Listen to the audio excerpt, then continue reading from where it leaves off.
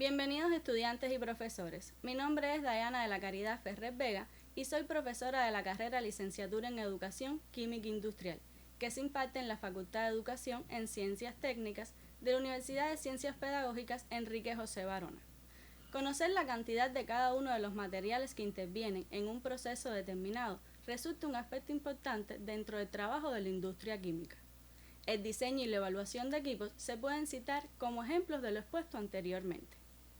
Las cantidades de los materiales involucrados en un proceso se pueden obtener directamente por medio de mediciones en el mismo.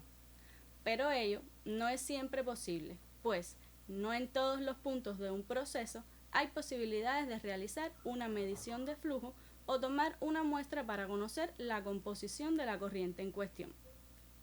Debido a esto, se hace necesario establecer un método de cálculo que permita, a partir de un mínimo de información, conocer la cantidad presente de cada uno de los materiales en las corrientes de interés. Así surge el llamado método de balance de masa, cuyo fundamento general es el establecimiento de un cierto número de ecuaciones independientes, a partir de los cuales las diferentes incógnitas pueden determinarse. Este método se basa en el principio de conservación de la materia y no es más que un conteo exacto de los materiales que entran, salen o se acumulan en un proceso durante un tiempo de operación.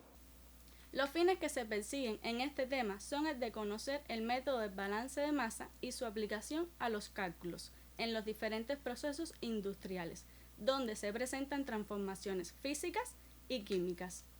Por todo lo señalado anteriormente, el balance de masa constituye una de las técnicas fundamentales en la química industrial. En la industria química, como parte de procesos más generales, existen numerosas operaciones en las que no se producen reacciones, entre las que se pueden mencionar mezclado en tecnologías de pintura, destilación en tecnologías del petróleo y del alcohol y separación empleando diferentes métodos. El objetivo fundamental es calcular parámetros asociados al balance de masa en procesos estacionarios, donde no ocurren reacciones químicas, contribuyendo a la concepción científica del mundo. El balance de masa no es más que una consecuencia de la ley de conservación de la materia, y mediante las expresiones que del mismo se deriven, podrá cuantificarse las cantidades de las diferentes sustancias en un proceso para un tiempo de operación. Hay diferentes maneras de expresar la ecuación general del balance de masa, pero todas pueden llevarse a la siguiente expresión general, aplicada en este caso a un compuesto. Para procesos estacionarios donde no ocurren reacciones químicas, ¿qué simplificaciones se pueden realizar a la ecuación general? La masa que se acumula de un compuesto es igual a cero por considerarse un proceso estacionario. Las propiedades del mismo no cambian con el tiempo en cada punto del sistema y por tanto no existe acumulación. La masa que se forma de un compuesto y la masa que reacciona de un compuesto es igual a cero porque no ocurre reacción química. Con estas simplificaciones, la expresión general del balance de masa queda de la siguiente forma. La masa que entra de un compuesto es igual a la masa que sale de un compuesto.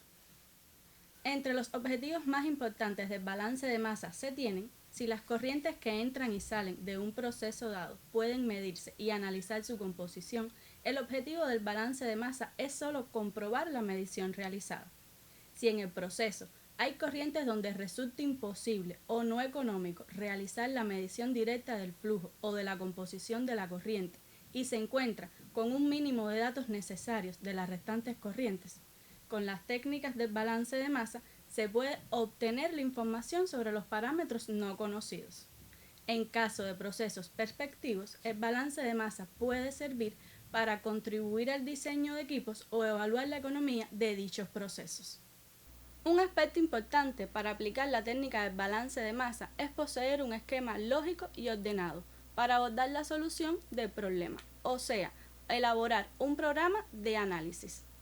A continuación se plantea uno, cuyos pasos generales son: interpretación del problema. Esto se realiza con la ayuda de un diagrama de bloques, donde se destacan los equipos y las corrientes, los componentes que integran dichas corrientes, los datos disponibles, o sea, sintetiza el problema designado con números o letras a las corrientes y a los componentes.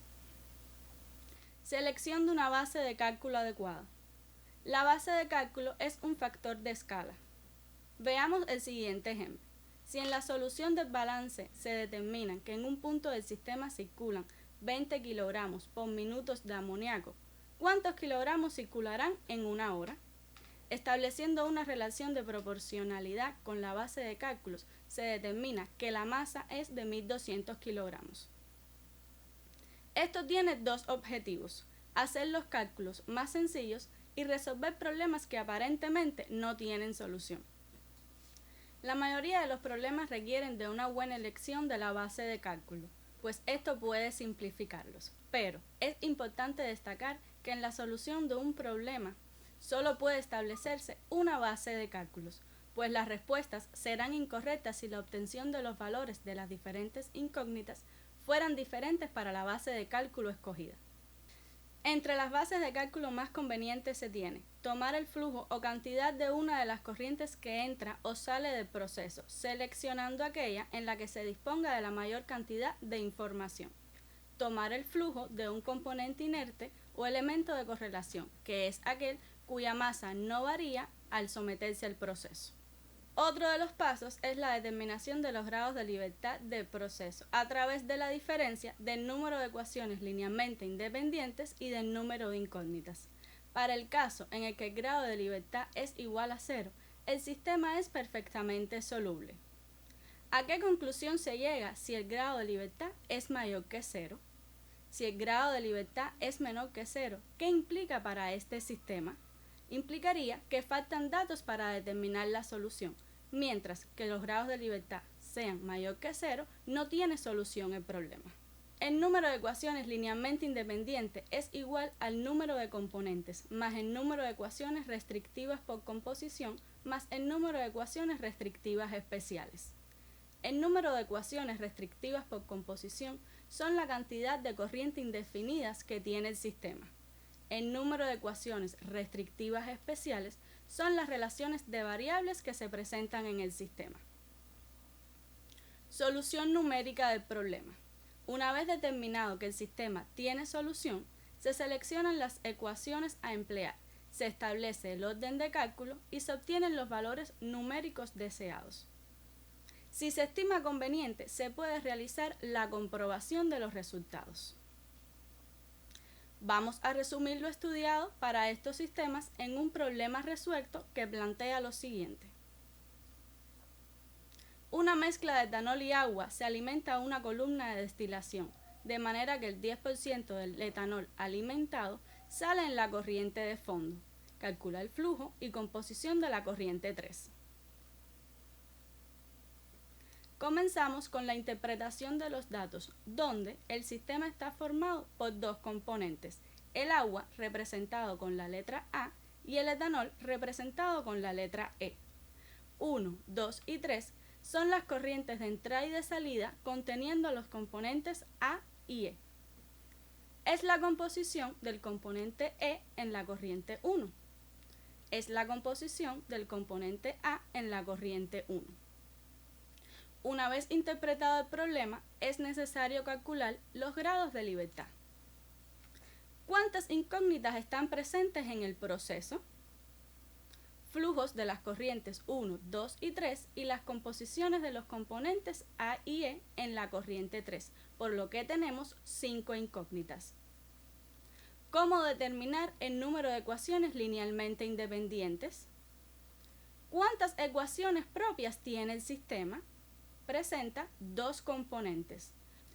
¿Cuántas ecuaciones restrictivas de composición hay en el sistema? Tantas como corrientes indefinidas tiene el sistema, en este caso, una. ¿Y cuántas ecuaciones especiales? Tantas como relaciones de variables, que en este caso es 1. Conocidas las respuestas de las interrogantes, se sustituyen los valores en la ecuación linealmente independiente y se determinan los grados de libertad.